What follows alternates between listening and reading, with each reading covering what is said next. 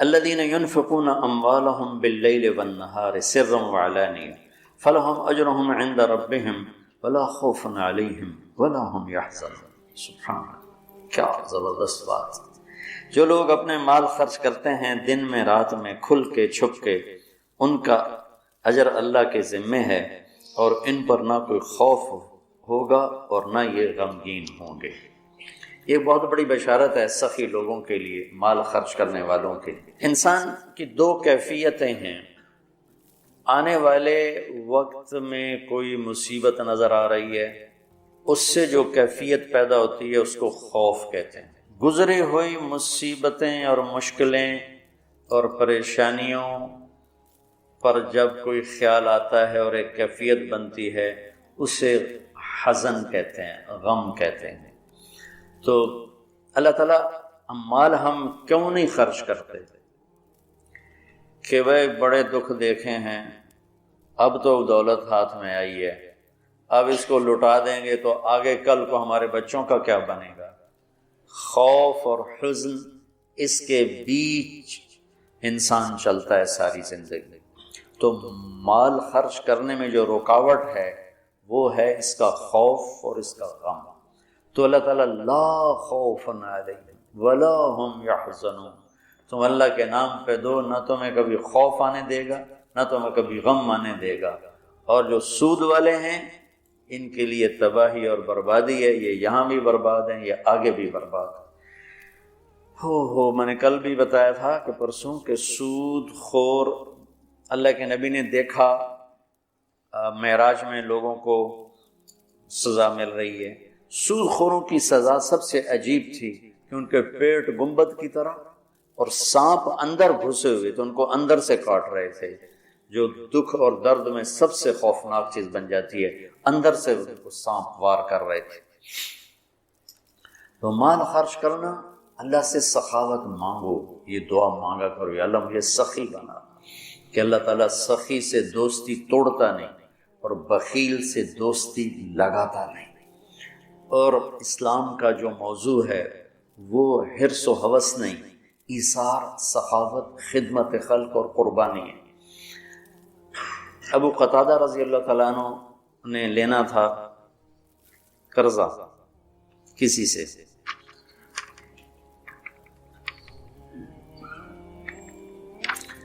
وہ لینے ان کے گھر پہنچے، وہ گھر چھپ گیا، تو باہر کھڑے ہو گئے، انہیں زور زور سے آواز دی، باہر نکل، مجھے پتا ہے تو اندر ہے۔ وہ نکل نہیں رہے تھے کہ مانگے گا، میرے پاس ہے نہیں، کہ انہوں نے بہت اصرار کیا تو باہر آ گئے۔ تو آپ نے فرمایا کیوں چھپ رہا ہے مجھ سے؟ کہا میں تنگ دست ہوں، ادا نہیں کر سکتا۔ تو ابو قتادہ رونے لگے اور فرمایا جاؤ، معاف کیا۔ پھر فرمایا کہ جو اپنے قرض خواہ کو مہلت دے یا معاف کرے، اللہ تعالیٰ اسے قیامت کے دن اپنے عرش کا سایہ نصیب فرمائے۔ اور ایک عجب حدیث ہے کہ اللہ کے نبی نے فرمایا بنی اسرائیل میں ایک شخص تھا، وہ اللہ کے سامنے پیش کیا گیا، تو اللہ نے پوچھا کیا لائے ہو؟ اس نے کہا تیرے لیے کچھ بھی نہیں لایا۔ پھر اللہ نے پوچھا کیا لائے ہو؟ کہ یا اللہ ایک رائی کے دانے کے برابر میں تیرے لیے کچھ بھی نہیں لایا۔ اللہ نے پھر تیسری دفعہ پوچھا کچھ تو سوچو کیا لائے ہو؟ کہنے لگا کچھ بھی نہیں لایا۔ پھر کہنے لگا ایک بات ہے، اگر تیری بارگاہ میں کوئی اس کی قیمت ہے۔ اللہ کو تو سارا پتا تھا۔ اللہ نے پوچھا کیا؟ کہنے لگا تو نے مجھے مال دیا تھا تو میں تجارت کرتا تھا، لوگوں کو مال اٹھواتا تھا، جو پیسے نہیں دیتا تھا اور دے سکتا تھا تو میں اسے تنگ نہیں کرتا تھا کہ پیمنٹ پہنچاؤ، میں اسے مہلت دیے رکھتا تھا، جب دے ٹھیک، اور جو تنگ دست ہو جاتا تھا، کوئی نقصان ہو جاتا تھا تو میں کہتا تھا چلو اس کو معافی کر دوں۔ تو اس پر اللہ تعالیٰ نے فرمایا تو میرے جیسا بننا چاہتا ہے، یہ تو میری صفت ہے کہ میں اپنے بندوں کو معاف کرتا ہوں، مہلت دیتا ہوں، چل بس اسی پر تجھے جنت کا فیصلہ۔ نہ نماز، نہ روزہ، نہ حج، نہ زکوٰۃ، نہ ذکر، نہ تلاوت، کچھ بھی نہیں، صرف اللہ کے بندوں کے ساتھ۔ اب یہ مزاج شریعت ہے۔ اور سود کیا ہے کہ اگلے کا خون نچوڑ لو، اس کی رگوں میں جو بہتے والا خون ہے وہ بھی نکال۔ تو سود خود غرضی، حرص و ہوس اور لالچ کی بنیاد پر ہے، اور اسلام ایثار قربانی کی بنیاد پر ہے۔ مدینے کے نبوی دور کی کیا زندگی، ایک صحابی نے بکرے کو ذبح کیا، اس کی سری ایک گھر بھیجی، اس نے کہا ہمارا تو آج کی روٹی ہے، اس کو دے دو، وہ اس کے گھر چلی گئی۔ انہوں نے کہا ہمارے گھر آج کا کھانا ہے، اگلے کو دے دو، وہ اگلے گھر چلی گئی۔ انہوں نے کہا ہمارے پاس آج کا کھانا ہے، اگلے کو دے دو۔ 7 گھروں میں سری چکر کاٹ کے پھر پہلے گھر میں آ گئے، اگلے کو دے دو، اگلے کو دے دو، اگلے کو دے دو، اگلے کو دے دو۔ یہ اسلام کا ذوق ہے اور مزاج ہے، سخاوت، لوگوں کی خدمت، لوگوں کے کام آنا۔ ایک شخص نے کہا یا رسول اللہ ارید ان اکون خیر الناس، میں چاہتا ہوں سب سے بہترین فیصلہ بعد میں شمار کیا جاؤں۔ تو آپ نے کہا کن نافعا للناس تکن خیر الناس، لوگوں کو نفع پہنچایا کر تو سب سے اعلیٰ درجے کا، سب سے بہترین انسان بن جائے گا۔ تو اللہ تعالیٰ امت کو ہمت دے، ہمارے تاجر اور ہمارے ذمہ دار یہ سود سے بچیں، اور جو ہمارے عوام الناس میں مالدار لوگ سود پہ پیسہ دے رہے ہیں اس سے بچیں، تو ان کی آخرت بھی بن جائے گی، ان کی دنیا بھی بن جائے گی۔ اللہ تعالیٰ نے کفر کے خلاف اعلان جنگ نہیں کیا، اللہ نے سود کے خلاف اعلان جنگ کیا۔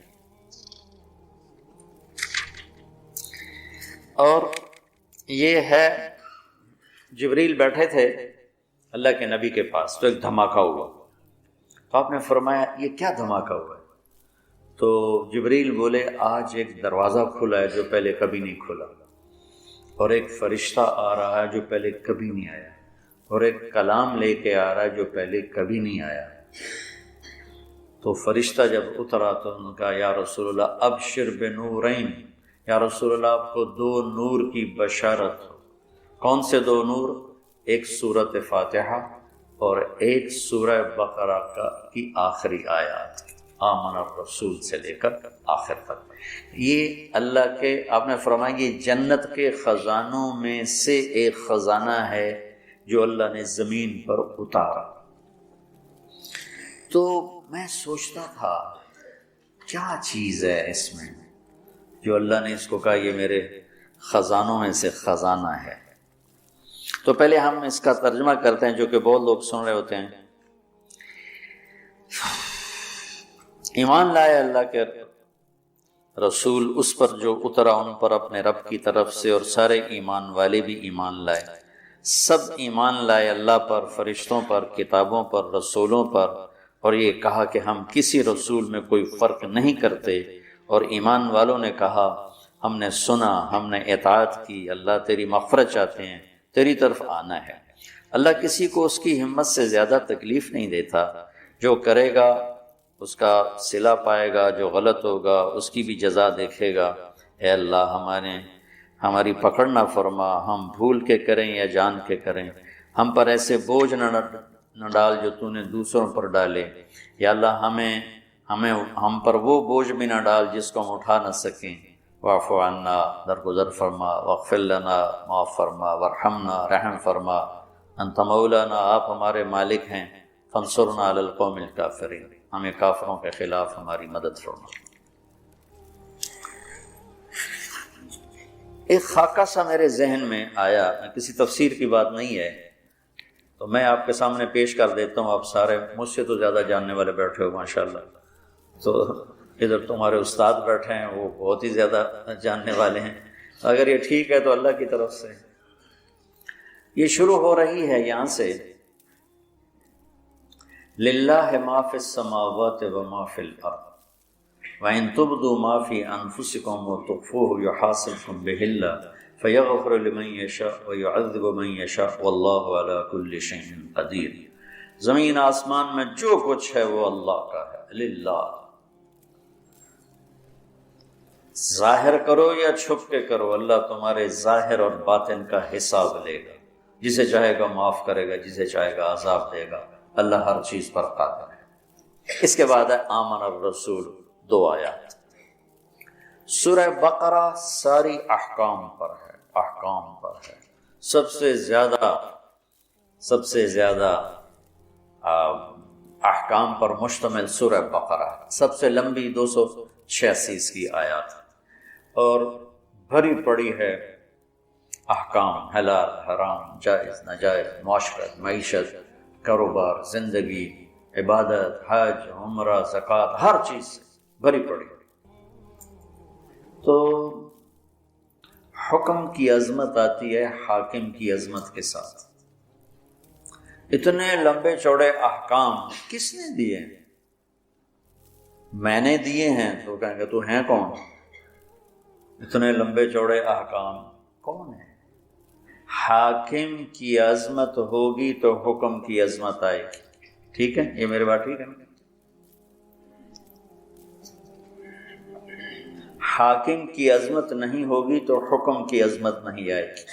یہ دو جملوں میں، اس ایک آیت میں اللہ تعالیٰ نے سورہ بقرہ کے لیے تیار کیا ہے کہ یہ جتنا کچھ کہا گیا ہے، کہنے والا وہ ہے، زمین اس کی، آسمان اس کا، پہاڑ اس کے، ندی نالے اس کے، دریا سمندر اس کے، موسم اس کے، چار پاؤں پہ چلنے والے اس کے، 2 پاؤں پہ چلنے والے اس کے، رینگنے والے اس کے، اڑنے والے اس کے، تیرنے والے اس کے، ماضی حال مستقبل پر وہ پوری طرح حکمران ہے۔ ان القوۃ للہ جمیعا، ساری طاقتوں کا مالک ہے۔ ان الامر کلہ للہ، سارے امر، سارے اختیارات اس کے اپنے ہاتھ میں ہیں۔ یمسک السماوات والارض ان تزولا، زمین آسمان کو گرنے سے تھام کے رکھا ہوا ہے۔ یغشی اللیل النہار، دن اور رات کا نظام چلا کے رکھا ہے۔ الشمس والقمر والنجوم مسخرات بامرہ، چاند، سورج، ستارے، سیارے اس کے غلام ہیں، اور اس کی ذات میں نہ کوئی شریک ہے، نہ کوئی بیوی ہے، نہ کوئی بچہ ہے، نہ کوئی مددگار ہے۔ وہ سب سے غنی ہے، کوئی کسی قسم کی محتاجی نہیں۔ احق من ذکر، احق من عبد، وانصر من ابتغی، وارأف من ملک، واجود من سئل، واوصى من اعطى، وهو الملك لا شريك له، والفرد لا ند له، والعلي لا سمي له، والغني لا ظهير له، لا ظهير له، كل شيء هالك الا وجهه، وكل ملك سائل الا ملكه، وكل ظل قالص الا ظله، مدبر بلا مشیر، وقاہر بلا منیر، لیس له بدایہ ولا نہایہ، الاول بلا بدایہ والآخر بلا نہایہ، قدیم بلا ابتداء ودائم بلا انتہا، هو الأول، سبح للہ ما فی السماوات والارض وهو العزیز الحکیم، له ملک السماوات والارض یحیی ویمیت وهو على كل شیء قدیر، هو الاول والآخر والظاہر والباطن وهو بكل شیء علیم۔ حاکم کی عظمت ہوگی تو حکم کی عظمت ہے۔ یہاں ظفر عباس SSP تھا فیصل آباد، وہ میرا اسکول کا ساتھی، ہاسٹل فیلو، کمرہ ایک ہی کمرے میں ہم رہتے، کمرہ بھی ہمارا ایک ہی۔ تو عبد الخالق کا ایک اور SSP 3 چلے لگا رہے تھے۔ میں نے ان سے کہا کہ میں تمہیں ظفر عباس سے ملا تھا۔ کہنے لگا میرا وہ بیچ میٹ کا مطلب ہے کہ وہ جو CSS کے بعد جو ٹریننگ ہوتی ہے اکیڈمی میں، وہ کٹھے تھے۔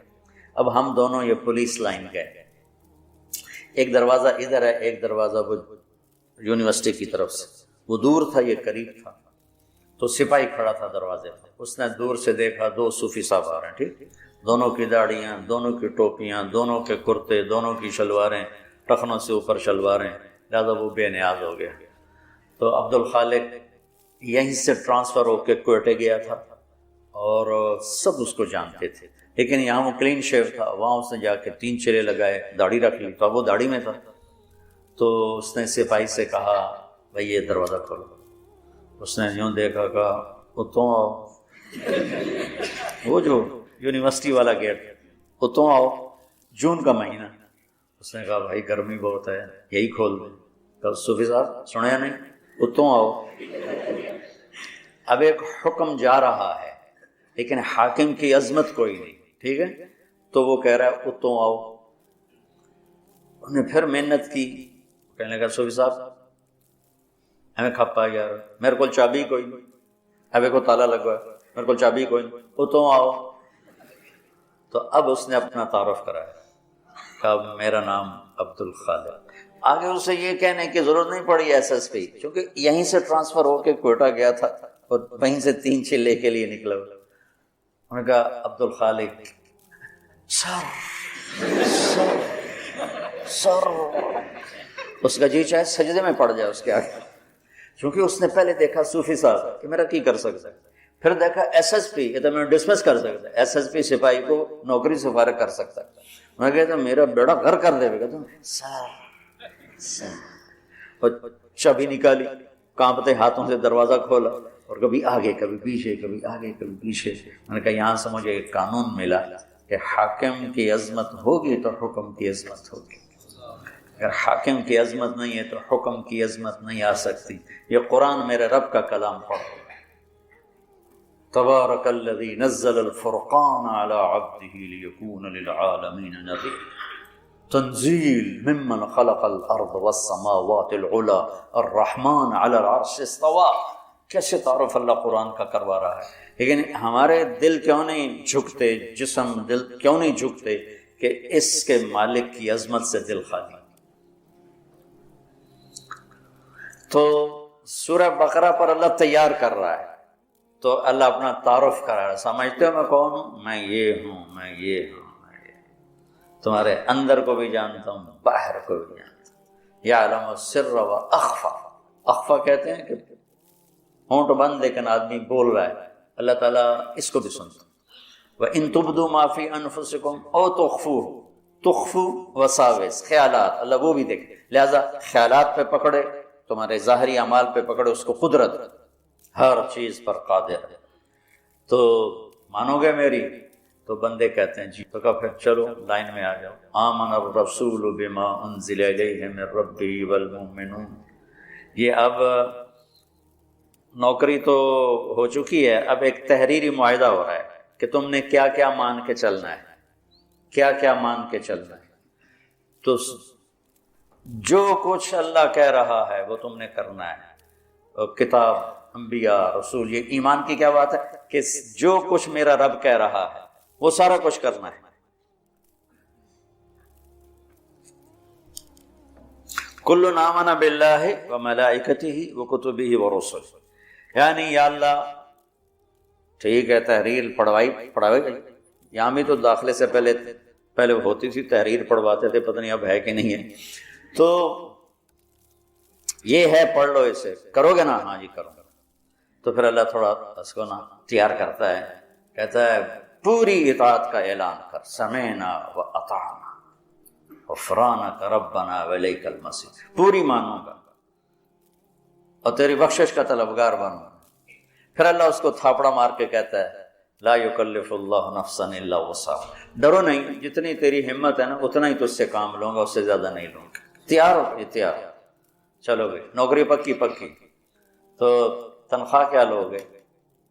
ہوتا ہے تنخواہ کیا لوگے؟ وہ کہتا ہے جی میں اتنی لوں گا اور میری یہ شرط ہے، میرا یہ ڈیمانڈ ہے، میری یہ ڈیمانڈ. یہاں الٹا ہو رہا ہے. ہماری کوشش ہوتی ہے کہ نوکر سے کام زیادہ لیں، تنخواہ تھوڑی دیں، اور کام کرنے والے کی کوشش ہوتی ہے کام تھوڑا کروں، تنخواہ زیادہ ہو.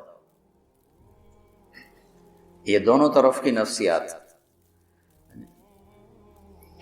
کاروباری آدمی کہتا ہے وہ تلاش کرو جو کام زیادہ دے، پیسے تھوڑے دے، اور کام کرنے والا کہتا ہے وہ بندہ تلاش کرو جو پیسے زیادہ دے اور کام تھوڑا دے. تو اب اللہ کی ذات سامنے ہے اور اس سے یہ لکھت پڑھت ہو رہی ہے.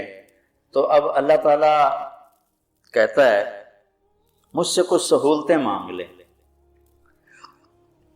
سہولتیں مانگنے کی پیشکش مل والا نہیں کرتا، فیکٹری والا نہیں کرتا، کاروبار والا نہیں کرتا. کام کرنے والا خود کہتا ہے جی میری یہ بھی ڈیمانڈ ہے، میری یہ بھی ڈیمانڈ ہے، میری یہ بھی ڈیمانڈ ہے. تو وہ کہ ہاں جی ہاں آپ کی اتنی پوری کر سکتے ہیں، اتنی پوری نہیں کر سکتے. ہم آپ کو 1 گاڑی دیں گے، 2 نہیں دے سکتے. ہم آپ کو فلاں گاڑی دیں گے، فلاں نہیں دے سکتے. نوکر مانگتا ہے سہولت اور مالک کچھ دیتا ہے، کچھ روکتا ہے. یہاں الٹا ہو رہا ہے. سورہ بقرہ کے ساتھ ہم عہد کر چکے ہیں اور تحریری معاہدہ ہونے کے بعد اللہ کہتا ہے کچھ سہولت تو مانگ، کوئی سہولت تو مانگ مجھ سے. وہ کہتا ہے اللہ تو ہی بتا کیا مانگوں. تو اللہ کہتا ہے تو کہہ سبحان. تو یوں کہے کہ یا اللہ، پہلے میری ایک مثال سن. میرے پاس ایک آدمی آتا ہے، کہتا ہے جی مولانا صاحب میں آپ کی زمینوں پر کام کرنا چاہتا ہوں، لیکن مسئلہ یہ ہے کبھی میں بھول کے غلطی کروں گا، کبھی جان بوجھ کے کروں گا، میں نے آکھنا کچھ نہیں، کیا خیال ہے میں اسے رکھوں گا؟ میں کہوں گا پتر او دروازہ ہی او تو نکل جائے. تو اب اللہ کہہ رہا ہے میرا بندہ مجھ سے سہولت مانگ. کیا؟ یا اللہ لا تؤاخذنا ان نسینا او اخطانا.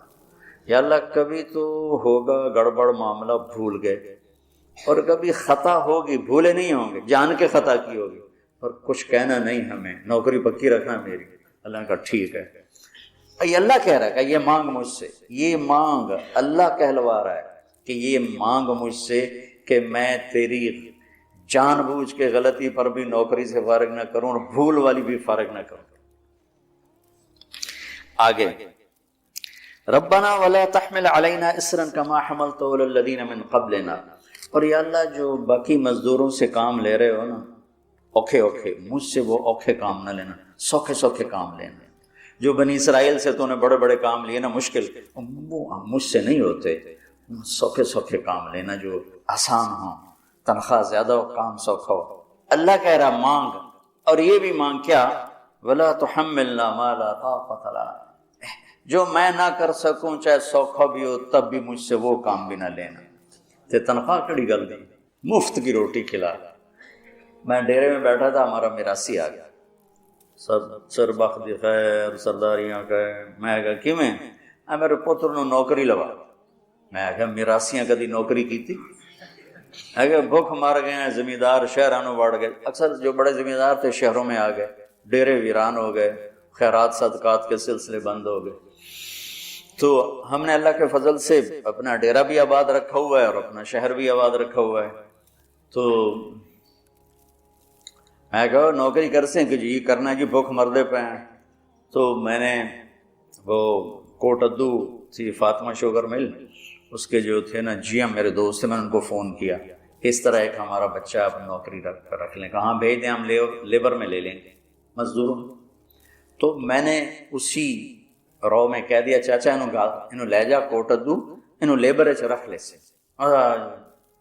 سر بخت دی خیر آباد رمن میاں اللہ بخت دے دیر. ایک ہفتہ گزرا تو دونوں باپ بیٹا پھر دیرے پہنچے ہوئے. میں کہا میں نوکری واسطے گلے آئی تھی، کدی آ گیا؟ اس کا باپ کہنے کا مولانا صاحب میں سمجھا لیبر کوئی افسر ہوندا ہے، میرا پوتر افسر لگدا، انہاں تے بوریاں ڈھون تے لا چھڑے، بھلا سا میراسیاں کدی بوریاں چاہیاں؟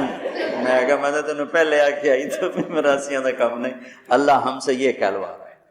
تم ذرا سوچو، یہ اللہ کہلوا رہا ہے کہ یا اللہ گڑبڑ کروں گا، سورہ بقرہ تو میں انہیں مان لیا ہے، لیکن کبھی بھول کے کروں گا، کبھی جان بوجھ کے کروں گا، مجھے فارغ نہیں کرنا. اور دوسری بات یہ ہے جو کام تو نے پہلوں سے اوکھے اوکھے لیے وہ مجھ سے نہیں لینے. تیسری بات یہ ہے کہ جو میں نہیں کر سکتا وہ بھی مجھ سے نہیں لینا. تو اس کے بعد کوئی تنخواہ کا مطالبہ بنتا ہے؟ تو کہتا ہے یہ تو سہولتیں لے لے اور تنخواہ لے لے. وہ کیا ہے؟ واعف عنا، ساری معاف کر.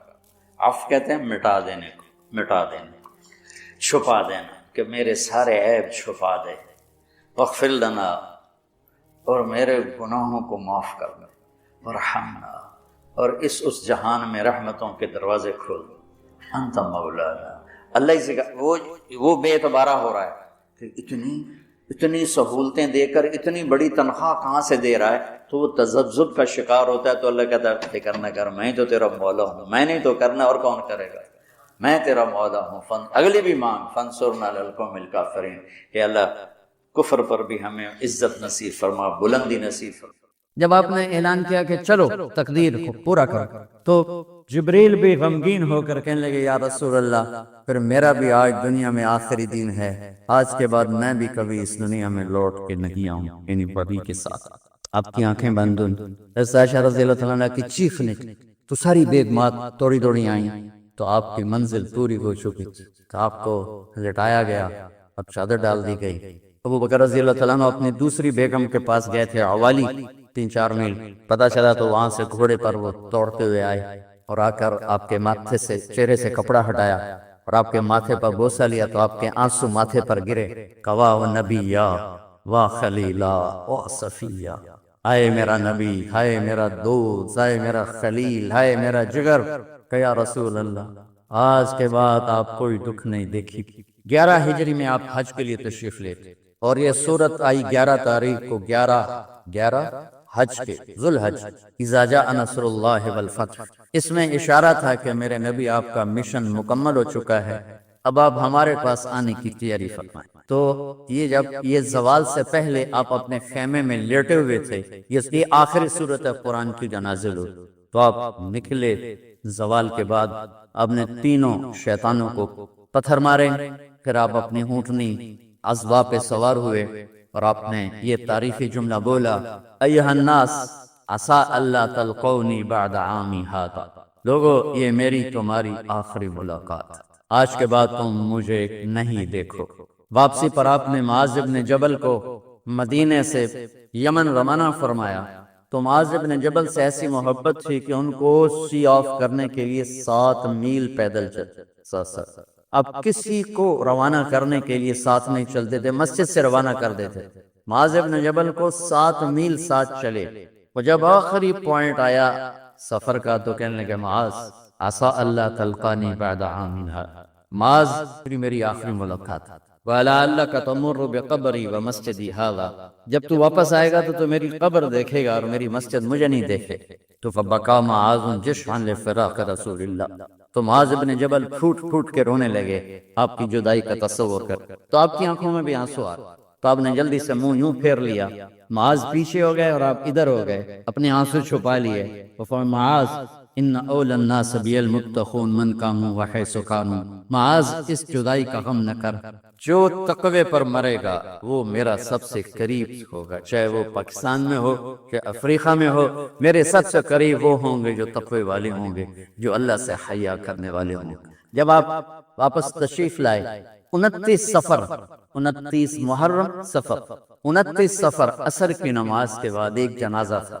اس جنازے کو پڑھانے کے بعد اس کو دفن کے لیے آپ جنت البقیع تشریف لے گئے. وہاں سے واپس ہونے لگے تو سر درد اٹھا اور وہ درد ایک دم بڑھنا شروع ہوا. اور اس دن باری حضرت عائشہ کے گھر کی تھی، تو آپ گھر میں تشریف لاتے لاتے درد کے ساتھ بخار، تیز بخار، تیز درد، تیز بخار. اور 14 دن، 12 ربیع 29 30 2 دن یہ اور 12 دن اگلے 14 دن آپ نے بیماری دیکھی، مسلسل سر درد اور مسلسل بخار. اور روزانہ آپ جب گھر بدلتے اس کو 9 بیویاں زندہ تھیں، تو آپ پوچھتے کل کس کی باری ہے، کل کس کی باری ہے، یہ میمونہ کی ہے. اگلا دن کل کس کی باری، یہ حفصہ کی، کل کس کی باری ہے، ام سلمہ کی ہے. تو بیگمات نے اس سے سمجھا کہ اللہ کے نبی یہ چاہتے ہیں کہ میں بیماری کے دن عائشہ کے پاس گزار، ورنہ آپ کو تو خود پتہ ہے کل کس کی باری ہے، پرسوں کس کی باری ہے، ترسوں کس کی باری ہے. تو حضرت میمونہ کے گھر میں آپ تشریف فرما تھے، تو ساری باقی 8-7 بیگمات جمع ہوئیں اور انہوں نے آ کے عرض کی، یا رسول اللہ جب تک آپ بیمار ہیں آپ عائشہ کے پاس آرام فرمائیں، اور جب اللہ آپ کو شفا دے دے تو پھر ہماری ترتیب کو آپ دوبارہ شروع فرما دیں. تو آپ نے سب کا شکریہ ادا کیا. عدل کی مثال، اسلام جب دوسری شادی کی اجازت دیتا ہے تو عدل کی شرط لگاتا ہے، علم تعدلوا، اگر عدل نہیں کر سکتے پھر ایک ہی ہے عدل. اور آپ نے فرمایا جس نے دوسری شادی کی اور عدل نہ کیا، کتنی مرضی عبادت کر کے آیا تو قیامت کے دن آدھا حصہ اس کا فالق زدہ ہوگا، ایک سائیڈ اس کی فالق زدہ ہوگی. کتنے ہی مراقبے کر کے کتنی ہی نمازیں پڑھ کے آیا ہو، انصاف نہیں کیا تو پورا آدھا حصہ فالج کی پکڑ میں ہوگا. جب سب بیگمات نے یہ کہہ دیا کہ آپ وہاں گزاریں تو آپ نے شکریہ ادا کیا. علی اور عباس کو بلایا، ان کے کندھوں پہ آپ نے یوں ہاتھ رکھے اور آپ کے پاؤں یوں زمین پہ لگ رہے، آپ پورا پاؤں نہیں لگا پا رہے تھے، کمزوری سے یہ پوزیشن تھی اس طرح. اور یہ پیر کا دن تھا، آپ حضرت عائشہ کے گھر میں داخل ہوئے اور اگلے پیر کو حضرت عائشہ کے گھر میں آپ اپنے اللہ کے پاس چلے. آخری ہفتہ آپ نے حضرت عائشہ کے گھر میں گزارا. صحابہ ملاقات کے لیے حاضر ہوئے تو آپ ان کو دیکھ کے رونے لگے اور فرمایا کہ میں تمہیں اللہ کے سپرد کرتا ہوں، اللہ تمہاری حفاظت کرے، اللہ تمہارا ساتھی ہو، آواکم اللہ، حفظکم اللہ، نصرکم اللہ، بہت دعائیں کی۔ تو عبداللہ بن مسعود رضی اللہ تعالیٰ عنہ نے پوچھا یا رسول اللہ، لگتا ہے جیسے جانے کا وقت ہے، تو آپ کو غسل کون دے گا؟ آپ نے فرمایا میرے اہل بیت۔ آپ کو کفن کون دے گا؟ کہا میرے اہل بیت۔ آپ کا جنازہ کون پڑھے گا؟ تو آپ رونے لگے۔ تو آپ نے فرمایا جب تم مجھے غسل دے دو تو سب نکل جانا، سب سے پہلے میرے دو وزیر جبریل و میکائیل آئیں گے اور وہ میرے اوپر درود و سلام پڑھیں۔ ہمارا نبی کا جنازہ ایسے نہیں ہوا اللہ اکبر اور پیچھے صفیں، آپ کی چارپائی کے پاس آ کر صحابہ کھڑے ہو جاتے، وہ میں ابھی بتاتا ہوں۔ تو آپ نے فرمایا سب سے پہلے جبریل و میکائیل آ کر میرے اوپر درود و سلام پڑھیں گے، پھر اس کے بعد ساتوں آسمان کے فرشتے باری باری آئیں گے۔ جب وہ چلے جائیں گے تو پھر سب سے پہلے میرے خاندان، میرے اہل بیت کے مرد آ کر میرے اوپر سلام پڑھیں گے، پھر ان کی خواتین آ کر سلام پڑھیں گی، پھر ان کے بچے آئیں گے، پھر ان کے نوکر اور نوکرانی آئیں گی، اس کے بعد مہاجرین مکے کے قریش آئیں گے، اس کے بعد ان کی عورتیں آئیں گی، ان کے بچے آئیں گے، ان کے نوکر اور نوکرانی آئیں گی، اس کے بعد مدینہ والے آئیں گے، پھر مدینے کی خواتین آئیں گی، پھر ان کے نوکر نوکرانی آئیں گے، اور اس کے بعد مجھے تم اللہ کے سپرد کر دینا۔ اور پھر آپ نے ایک عجب بات فرمائی جو کسی نبی نے نہیں فرمائی، فرمایا کہ میرے بعد میری آنے والی امت کو میرا سلام کہے، اور انہیں کہنا کہ ان کے بعد جو آئیں ان کو بھی میرا سلام کہے، اور اس طرح میرے سلام کو قیامت تک اللہ کے نبی نے پہنچایا کہ ہر آنے والی امت، ہر آنے والی نسل، اگلی نسل کو اس نبی کا سلام پہنچا۔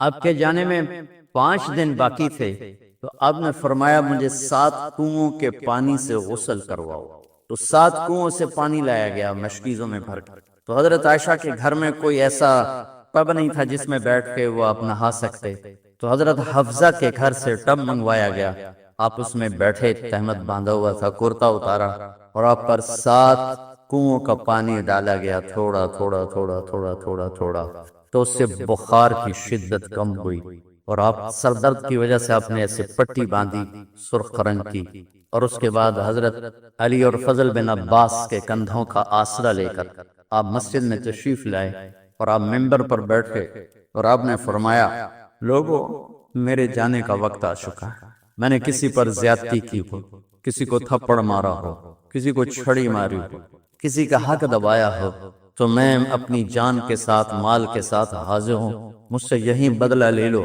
آخرت میں میرے خلاف کوئی دعویٰ نہ کر، میں آخرت کے حساب کو برداشت نہیں کر سکتا۔ جن کی طفیل لوگوں کا حساب معاف ہوگا، جن کی طفیل، جن کی شفاعت پر لوگ بے حساب جنت میں جائیں گے، وہ روتے ہوئے فرما رہے ہیں کہ میں آخرت کے حساب کو نہیں دے سکتا۔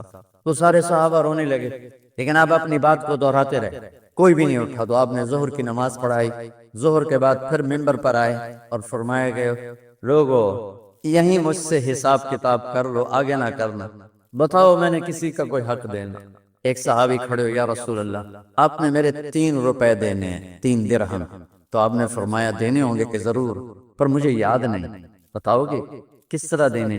کہ یا رسول اللہ آپ کے پاس سائل آیا تھا، آپ سے مانگا، آپ کے پاس تھے نہیں، تو آپ نے مجھ سے کہا تیرے پاس کچھ ہیں؟ تو میرے پاس 3 درہم تھے، تو آپ نے فرمایا تو دے دے، میں بعد میں ادا کر دوں گا۔ تو ہاں یاد آ گیا۔ تو میرے گھر کے نبی میں، میرے نبی کے گھر میں تو تیل نہیں تھا، ایک چھٹانگ جس سے چراغ جلتا، پیسہ کہاں سے آتا؟ تو آپ کے سامنے آپ کے کزن فضل بن عباس کھڑے تھے، آپ نے فرمایا فضل میرا قرضہ ذمہ لیتے جن کے لیے کائنات سجائی گئی، جنت کی چابیاں جن کو پکڑائیں گے، جاتے ہوئے 3 روپے دینے کی ہمت نہیں تھی۔ کہا فضل میرا قرضہ ذمہ لیتے؟ کہا جی یا رسول میں اپنے ذمہ لیتے۔ کہا اس سے لے لینا۔ آپ گھر تشریف لے گئے، نماز کے لیے آتے تھے، پڑھاتے تھے، جمعرات کو عشاء کی نماز پڑھانے کے لیے اٹھے، اٹھ نہیں سکے، گر گئے، پھر اٹھنے لگے، اٹھ نہیں سکے، گر گئے، پھر اٹھنے لگے، اٹھ نہیں سکے۔ تو آپ نے فرمایا ابو بکر سے کہو نماز پڑھائے، عشاء کی نماز۔ ابو بکر ذرا پیچھے کھڑے تھے، عمر آگے کھڑے تھے، تو لوگوں نے کہا نماز ہی پڑھاؤ، نہیں کوئی پڑھا دے، تو انہوں نے حضرت عمر کو آگے کیا، انہوں نے کہا اللہ اکبر۔ جب حضرت عمر کی تکبیر سنی تو آپ نے اندر سے زور سے فرمایا عمر کو پیچھے کرو، ابو بکر کو آگے کرو، میرے رب کا فرمان ہے میرے مصلی پر ابو بکر کے سوا اور کوئی کھڑا نہیں ہو سکتا۔ جمعرات کی عشاء، جمعہ ہفتہ اتوار کی 15 نمازیں، اور پیر کی فجر کی 16 اور جمعرات والی 17 نمازیں ابو بکر نے پڑھائیں میرے نبی کی موجودگی میں۔ ہفتے کے دن ظہر یا عصر میں آپ علی اور فضل بن عباس کے کندھوں پر ہاتھ رکھ کے مسجد میں داخل ہوئے اور ابو بکر نماز پڑھا رہے تھے۔ ادھر محسوس ہوا کہ اللہ کے نبی آ رہے ہیں، تو ابو بکر نے یوں پیچھے ہٹنا شروع کیا تاکہ مصلی سے ہٹ جائیں، تو آپ نے ایسے ہاتھ کا اشارہ فرمایا کہ کھڑے رہو، ہٹو نہیں، کھڑے رہو۔ تو وہ پھر آگے مصلی پر آ گئے، تو آپ تشریف لائے اور الٹے ہاتھ ابو بکر کے ساتھ بیٹھ کر آپ نے ظہر یا عصر کی 4 رکعت نماز ابو بکر کی امامت میں ادا فرمائی۔ یہ آپ کی آخری نماز سی مسجد کے اندر امت کے ساتھ اور تشریف لے۔ جمعہ کا دن تھا، جبریل آئے، یا رسول اللہ مجھے اللہ نے بھیجا ہے کہ جاؤ میرے محبوب کا حال پوچھ کے آؤ۔ اللہ، تو آپ درد اور بخار دونوں چیزیں، سر کا درد بھی ہیوی ویٹ تھا اور بخار بھی، تپش، تو آپ نے کہا جبریل تکلیف ہے، تکلیف میں۔ ہفتے کا دن پھر جبریل آئے، یا رسول اللہ مجھے اللہ نے بھیجا ہے کہ جاؤ میرے محبوب کا حال پوچھ کے آؤ۔ پھر آپ نے فرمایا تکلیف ہے۔ اتوار کو پھر جبریل آئے، یا رسول اللہ اللہ نے بھیجا ہے کہ جاؤ میرے محبوب کا حال پوچھ۔ 12 ربیع الاول آگے، 632 عیسوی اور 11 ہجری، آپ کی طبیعت میں بشاشت ہے۔ تو صحابہ نماز پڑھ رہے تھے، آپ نے دروازہ کھول کے سب کو یوں دیکھا۔ تو حضرت انس فرماتے ہیں ہم سب نماز میں تھے، لیکن جب دروازہ کھلنے کی آواز آئی اللہ کے نبی کا چہرہ، تو ہم سب نماز میں یوں ہو گئے، نماز کے اندر ہی سارے اللہ کے نبی کو دیکھنا شروع کر دیا، بھول ہی گئے کہ نماز پڑھ رہے ہیں، ایسے گم ہو گئے آپ میں۔ تو آپ نے جلدی سے دروازہ بند فرما دیا۔ یہ آپ کی آخری زیارت تھی اپنی امت کے لیے۔ اس کے بعد آپ اپنے اللہ کی طرف کا سفر شروع کیا۔ تو اشراق کے بعد آپ نے اپنی بیگمات کو بلایا، ان کو بتایا نہیں کہ میں آج جا رہا ہوں، سب سے ملے، سب کو الوداع کیا اور انہیں بھیجا۔ اس کے بعد آپ نے حضرت فاطمہ کو بلایا، جنت کی عورتوں کی سردار، سب سے زیادہ محبوب بیٹی، سب سے زیادہ جگر کا ٹکڑا، دل کا ٹکڑا کا، جس نے فاطمہ کو دکھ دیا مجھے دکھ، جس نے اسے سکھ دیا مجھے سکھ دیا۔ ہاں، ان کو قریب کا، بیٹی قریب ہو، تو ان کے کان میں کہا میں جا رہا۔ وہ رونے لگی، سامنے نا رو نہیں، چند دنوں کے بعد تیری میری ملاقات ہو جائے گی سب سے پہلے۔ تو 6 ماہ بعد حضرت فاطمہ کا بھی 24 سال کی عمر میں یا 25 سال کی عمر میں انتقال ہو گیا۔ ان کو رخصت فرمایا۔ پھر آپ نے داماد مولا علی کو بلایا، ان کا سر اپنی گود میں رکھا اور ان کے سر پہ اور کمر پہ ہاتھ پھیرتے رہے اور ان کو دعائیں دیتے رہے، آہستہ آہستہ، تھی آواز اونچی نہیں تھی، پست آواز سے، اور یوں سر پہ کمر پہ، سر پہ کمر پہ، اور دعائیں دے رہے ہیں۔ ان کو رخصت فرمایا۔ آخر میں اپنے جگر کے ٹکڑے حسن اور حسین کو بلایا۔ ایک آپ کو حدیث سناتا، میرے نبی نے فرمایا اپنے بچوں کو عزت دیا کرو، اکرموا اولادکم، خاص طور پہ ماؤں سے کہتا ہوں کہ جب ہم بچوں سے عزت چھین لیتے ہیں، ان سے ہم سب کچھ چھین لیتے ہیں، پڑھے نہیں ہو، اسکول نہیں گئے ہو، ٹیوشن نہیں پڑھی ہے، ہوم ورک نہیں کیا ہے، یہ کیوں کھایا، یہ کیوں پہنا، اس پر جب ماں اور باپ بچے کو ذلیل کرتے ہیں تو آپ یاد رکھیں آپ ان کے دلوں میں اپنے لیے نفرت کر رہے ہیں۔ میرے نبی نے فرمایا بچوں کو عزت دو، اولاد کو عزت دو، وہ عزت تمہیں واپس کریں گے جب تمہیں ضرورت ہو، جب تم ان کے محتاج بنو گے تو پھر وہ عزت تمہیں واپس ملے گی۔ اگر ڈانٹ ڈپٹ، ڈانٹ ڈپٹ، ڈانٹ ڈپٹ تربیت کے نام پر کچھ نہیں ملے گا، تو آپ حسن حسین کو کیا عزت دیتے تھے؟ آپ نماز پڑھا رہے ہیں، نماز ہے مسجد کے اندر، گھر میں نہیں ہے، اور آپ سجدے میں گئے، دونوں بھائی کود کے کمر پہ چڑھ گئے۔ کوئی ہمارے آج کا دیندار ہوتا وضو ہی انہوں نے 2 لیتر مارنے ہیں، آپ نے سجدہ لمبا کر دیا، صحابہ کو خوف ہوا کہ آپ فوت ہو گئے۔ عبداللہ بن مسعود سر اٹھا کے دیکھا تو دونوں بھائی کمر پہ چڑھے ہوئے تھے اور آپ سجدے میں پڑے ہوئے تھے۔ انہوں نے ہاتھ آگے بڑھایا اتارنے کے لیے، تو آپ نے بغلوں سے دیکھا کہ کوئی ہاتھ آ رہا ہے بچوں کو اتارنے کے لیے، تو سجدے میں ایسے ہاتھ ہوتے ہیں، تو آپ نے یوں کر کے ان کو روک دیا اشارے سے۔ جب تک حسن حسین علیہم السلام کمر پہ سوار رہے میرے نبی نے سجدے سے سر نہیں اٹھایا، یہ عزت دی۔ اور جب وہ اترے پھر آپ سجدے سے اٹھے، سلام پھیرتے ہی اپنے دونوں بچوں کو گود میں لے کے فرمایا میرے ماں باپ ان پہ قربان، انہیں تکلیف نہ دیا کر۔ اور آپ ان کے لیے گھر آتے، روزانہ ٹائم نکالتے۔ آج والدین کے پاس اولاد کے لیے ٹائم نہیں، کل اولاد کے پاس والدین کے لیے ٹائم نہیں ہوگا۔ اپنے بچوں کو میں یہ نہیں کہتا ہوں بیٹھ کے نصیحتیں کرو، صرف محبت ٹرانسفر کرو، ٹائم لو، موبائل آف کرو، ٹی وی آف کرو، اور صرف آپ اور بچوں میں ایک ایسا تعلق ہو کہ ان کا بلوٹوتھ بھی آن ہو جائے، آپ کا بلوٹوتھ بھی آن ہو جائے، اور سارا ڈیٹا ٹرانسفر ہو جائے۔ بلوٹوتھ کو آن کیے بغیر ڈیٹا ٹرانسفر ہوگا؟ دسو بھائی۔ تو ہمارے بچوں کے بلوٹوتھ آف ہیں اسکولنگ کی وجہ سے، ڈانٹ ٹپٹ کے۔ 3 سال کا بچہ والا اسکول جانے کے قابل ہوتا ہے؟ 3 سال کا بچہ ماں کی گود کے لیے ہوتا ہے، باپ کی چھاؤں کے لیے ہوتا ہے، وہ روتا ہوا جاتا ہے، روتا ہوا آتا ہے۔ روزانہ ماں باپ سے نفرت اپنے اندر وہ پیدا کرتا ہے اور اس کو پالتا ہے، بڑھاتا ہے۔ آپ گھر میں تشریف لاتے اور حسن حسین کے لیے گھٹنے ٹیک دیتے، ہاتھ ٹیک دیتے، آؤ بچوں اپنے اونٹ پہ چڑھ جاؤ، دونوں بچوں کو کمر پہ چڑھا کے اور پورے کمرے میں چکر لگاتے، بس پھر پوچھتے تمہاری سواری کیسی ہے، اونٹ کیسا ہے؟ پھر دونوں کو اتار کے زینب کو بٹھاتے اور زینب کو پورے کمرے کا چکر لگواتے۔ شہنشاہ ہے انبیاء، انبیاء کے بادشاہ نہیں، پوری کائنات کی اللہ تعالیٰ نے آپ کو بادشاہی عطا فرمائی، سرداری عطا فرمائی، اور کائنات کی سب سے زیادہ مصروف ترین اور ذمہ دار ترین ہستی روزانہ بچوں کے لیے ٹائم نکالتے تھے۔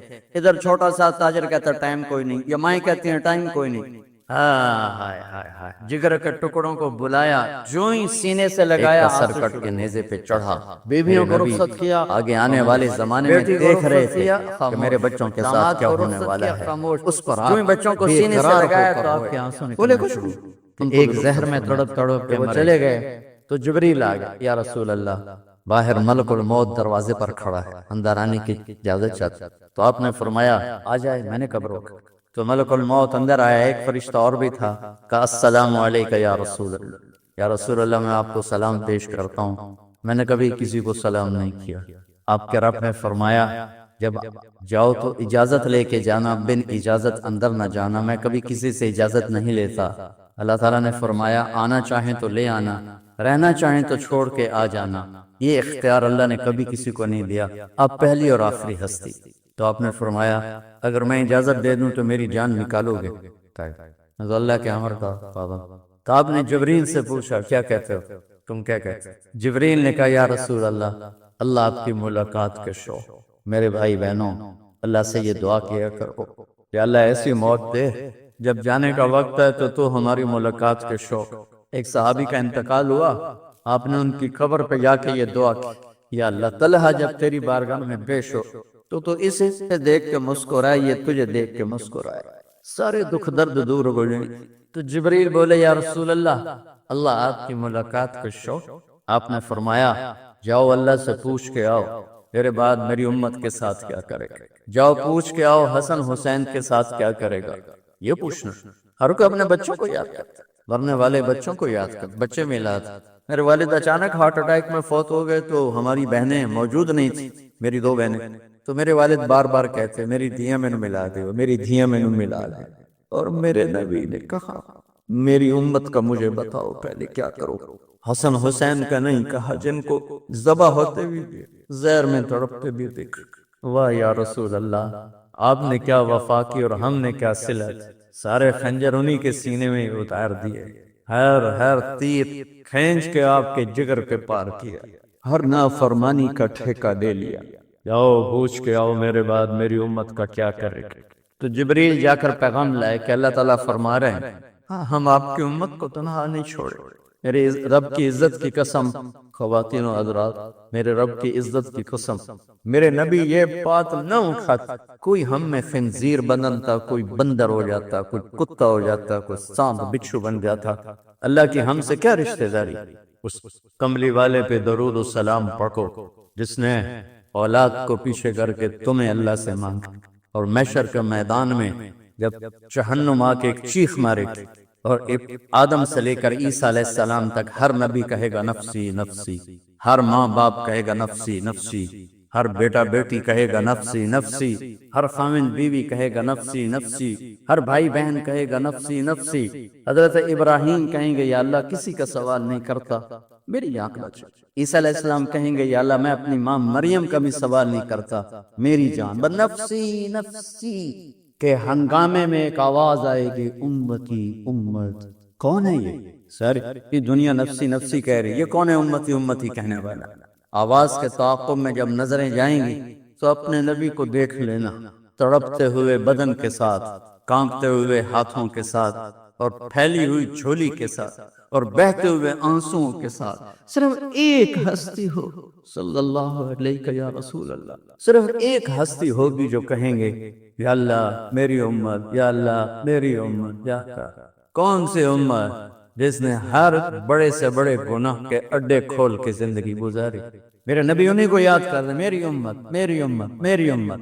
جب تک اللہ نے یہ نہیں کہا کہ آپ کی امت کے بارے میں راضی کر دوں گا، آپ نے فیصلہ نہیں کیا کہ چلو ملک الموت اللہ کی تقدیر کو پورا کر، اور جاتے ہوئے دو نصیحتیں فرمائیں، وہ بھی بچوں کے لیے نہیں، بیویوں کے لیے نہیں، امت کے لیے۔ الصلاۃ وما ملکت ایمانکم، اے میری امت نماز نہ چھوڑنا، نوکروں سے اچھا سلوک کر، حقوق اللہ نماز، حقوق العباد غریب لوگ، اور فرمایا غریبوں پہ ترس کھانا، اپنے نوکر ملازم غلاموں پہ ترس کھانا، اور نماز نہ چھوڑ، نماز نہ چھوڑ، نماز نہ چھوڑنا، نماز آخر بات ہے، نماز نہ چھوڑنا، نماز نہ چھوڑنا، نماز نہ چھوڑنا۔ رب حضرت عائشہ کے سینے پر اس طرح نیم دراز تھے، حضرت عائشہ یوں سیدھا بیٹھی ہوئی تھی، اب فرمایا کہ مجھے فخر حاصل ہے، مات فی سحری و نحری، میرے نبی نے میری گردن اور سینے کے درمیان اللہ کو جان پیش کی۔ آپ اس طرح نیم دراز تھے تو تھوڑی دیر پہلے عبد الرحمن بن عوف آئے، آپ کے عبد الرحمن بن ابو بکر آئے، آپ کے ہاتھ میں تازہ مسواک تھا، آپ مسواک بہت فرماتے تھے، تو آپ اتنے کمزور ہو چکے تھے کہ بولا نہیں جا رہا تھا، تو آپ کی نظریں مسواک پر ٹک گئی، دیکھے جا رہے ہیں، مسواک کو دیکھے جا رہے ہیں۔ حضرت عائشہ نے محسوس کیا کہ نظریں مسواک پر ہیں، تو کہا یا رسول اللہ آپ مسواک کرنا چاہتے ہیں؟ تو حضرت عائشہ نے اب بھائی سے لے کر وہ لکڑی اور اپنے منہ میں چبائی اور آپ کے منہ میں اس طرح کر کے خود چلائی، کہا میں وہ خوش قسمت ہوں جس کا لعاب آخری غذا تھی جو میرے نبی کے منہ میں گیا، وہ حضرت ام عائشہ کا لعاب مبارک تھا۔ اور پھر اس کے بعد اگلا یہ سارا واقعہ ہوا، تو آپ نے کہا الصلاۃ وما ملکت ایمانکم، ایک نماز نہ چھوڑنا، ایک اپنے نوکر نوکرانی غلاموں سے اچھا سلوک کرنا، اور پھر اللہم الرفیق الاعلی، یا اللہ بلا لے۔ جب آپ نے اعلان کیا کہ چلو تقدیر کو پورا کر، تو جبریل بھی غمگین ہو کر کہنے لگے یا رسول اللہ پھر میرا بھی آج دنیا میں آخری دن ہے، آج کے بعد میں بھی کبھی اس دنیا میں لوٹ کے نہیں آؤں، یعنی وحی کے ساتھ۔ آپ کی آنکھیں بند ہوئیں، حضرت عائشہ رضی اللہ تعالیٰ عنہ کی چیخ نکلی تو ساری بیگمات توڑی دوڑی آئیں، تو آپ کی منزل پوری ہو چکی تھی، تو آپ کو لٹایا گیا اور چادر ڈال دی گئی۔ ابو بکر رضی اللہ تعالیٰ عنہ اپنی دوسری بیگم کے پاس گئے تھے عوالی، 3-4 میل، پتہ چلا تو وہاں سے گھوڑے پر وہ دوڑتے ہوئے آئے اور آ کر آپ کے ماتھے سے چہرے سے کپڑا ہٹایا اور آپ کے ماتھے پر بوسہ لیا، تو آپ کے آنسو ماتھے پر گرے، کوا و نبیا و خلیلا و صفیہ، ہائے میرا نبی، ہائے میرا دوست، ہائے میرا خلیل، ہائے میرا جگر، کہ یا رسول اللہ آج کے بعد آپ کوئی دکھ نہیں دیکھی۔ جب آپ درد سے بے قرار تھے اور بی بی فاطمہ رضی اللہ تعالیٰ عنہ ساتھ بیٹھی تھی، تو آپ کی بے قراری کو دیکھ کر وہ رونے لگی کہ ہائے میرے ابا کا درد، ہائے میرے ابا کا درد۔ تو میرے نبی نے کہا ما علی ابیکی کرب بعد اليوم، بیٹی آج تیرے باپ کے دکھ کا آخری دن ہے، آج کے بعد کوئی دکھ نہیں دیکھیں۔ تو صدیق نے کہا آپ آج کے بعد کوئی دکھ نہیں دیکھیں۔ اب تشریف لے گئے مسجد میں، تو کوہرام مچا ہوا تھا، کچھ گمسم تھے، اور عمر رضی اللہ عنہ تلوار اٹھائے ہوئے تھے، جو کہے گا اللہ کا نبی فوت ہو گیا میں سر اڑا دوں گا، وہ فوت نہیں ہوئے، وہ اللہ کے پاس گئے۔ ایک جنونی کیفیت پیدا ہوتا، وہ واپس آئیں گے، سارے کفار سے جہاد کریں گے۔ تو ابو بکر ممبر پر آئے، کہا عمر بیٹھ جاؤ، عمر کہنے لگے نہیں بیٹھتا، انکار نہیں بیٹھتا، اور تلوار ایسے، سبحان واہ صدیق واہ۔ آپ نے ممبر پہ کھڑے ہو کر کیا سونے سے بھی لکھے جائیں تو کم ہے، قیمت اس سے زیادہ ہے، میرے صدیق نے کہا لوگو من کان یعبد محمدا فإن محمدا قد مات، جو محمد کی پوجا کرتے تھے تو آج محمد کو اللہ نے موت دی۔ ومن کان یعبد اللہ فإن اللہ حی لا یموت، اور جو اللہ کی پوجا کرنے والے ہیں وہ یاد رکھو ان کا اللہ زندہ ہے، موت سے پاک۔ پھر آپ نے انک میت وانہم میتون، میرے محبوب آپ کو بھی موت آئے گی اور ان سب کو موت آئے گی۔ حضرت عمر فرماتے ہیں جب میں نے یہ آیت سنی تو میں یوں نہیں گرا، ایسے گرا سیدھا، ٹانگوں سے جان نکل گئی تو یوں گرے ایسے، اور کہنے لگے مجھے یقین ہو گیا کہ موت آ، اور اللہ کے نبی ہمیں چھوڑ کے چلے۔ تو غسل کون دے، کیسے دے؟ اہل بیت نے غسل دینا تھا۔ آپ کے کپڑے اتار کے غسل دیا جائے یا جو آپ نے کپڑے پہنے ہیں اسی میں غسل دیا جائے؟ تو پریشان ہے کیا کیا جائے؟ سب پہ اونگ طاری ہو، ایک دم سب کو نیند آئی اور غیب سے آواز آئی کہ ہمارے نبی کو کپڑوں سمیت غسل دیا جائے، آپ کے بدن مبارک سے کپڑا نہیں اتارے، کوئی اتارے نہیں۔ تو اس آواز پر سارے بیدار ہوئے، تو حضرت عباس، فضل بن عباس، شکران آپ کے غلام، اور اسامہ بن زید اور علی بن ابی طالب آپ کو غسل دینے والے تھے۔ حضرت علی آپ پر پانی ڈال رہے تھے اور فضل بن عباس جسم کو مل رہے تھے، اور حضرت علی ساتھ ساتھ روتے ہوئے، یا رسول اللہ، آپ نے ہمیں صبر کا حکم دیا، اگر آپ ہمیں صبر کا نہ کہتے تو آج ہم دنیا کو رو کے دکھاتے، اور آج ہم دنیا کو اپنا غم دکھاتے کہ کس طرح غم کیا جاتا ہے۔ اور یا رسول اللہ، آپ کے جانے پر وہ نقصان ہے جو قیامت تک نہ پہلے ہوا نہ بعد میں ہوگا، کہ آپ کے بعد نبوت کا دروازہ بند ہو گیا۔ اس طرح پانی بھی ڈال رہے تھے اور روتے بھی جا رہے تھے، اور فضل بن عباس وہ آپ کے پہلو بدل کر ہاتھ مل رہے تھے، ہاتھوں سے مل رہے تھے۔ قبر کے کھودنے کا وقت آیا تو وہ لحد ہوتی ہے، کھڈا کھود کے پھر سائیڈ میں کھڈا کھودا جاتا ہے، اور ایک ہوتا اسٹریٹ جیسے ہمارے یہاں ڈال کے اوپر وہ سلیب ڈال دیتے ہیں، تو کیسے بنائی جائے؟ تو ابو طلحہ رضی اللہ تعالیٰ عنہ قبر بناتے تھے وہ والی لحد والی، تو فرمایا جو پہلے آ جائے گا نا وہی قبر تیار کر۔ تو ابو طلحہ پہلے آ گئے تو لحد والی قبر تیار کی گئی، اور آپ کے کفن دینے کے بعد وہی وہ سب چلے گئے۔ اس کے بعد باری باری اہل بیت، ان کی خواتین، ان کے بچے، پھر مہاجرین، ان کے خواتین، ان کے بچے، ان کے نوکر، پھر انصار، ان کی خواتین، ان کے بچے، ان کے نوکر۔ تو پیر اور منگل یہ 2 دن سارے گزر گئے، اور منگل کو عشاء کے بعد جا کر یعنی بدھ کی رات آپ کی تدفین کا وقت آیا۔ تو جب آپ کو قبر میں اتار دیا گیا تو مغیرہ بن شعبہ رضی اللہ عنہ کھڑے تھے، انہوں نے اپنی انگوٹھی اتار کے اندر پھینکی لحد، تو پھر کہنے لگے علی یہ میری انگوٹھی نیچے گر گئی ہے، اٹھا لوں؟